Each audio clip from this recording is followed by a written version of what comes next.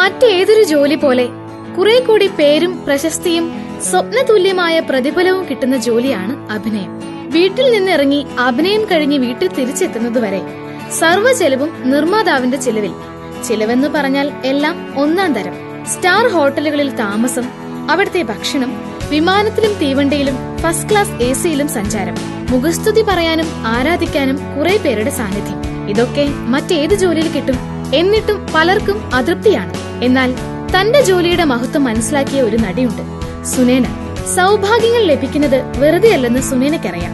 അപ്പോൾ പിന്നെ ഒരു സിനിമ വിജയിപ്പിക്കേണ്ട ചുമതലയും അഭിനേതാക്കൾക്കില്ലേ? ഒരു നടി ഗ്ലാമറസ് ആയി അഭിനയിക്കണമെങ്കിൽ അങ്ങനെ ചെയ്യണം.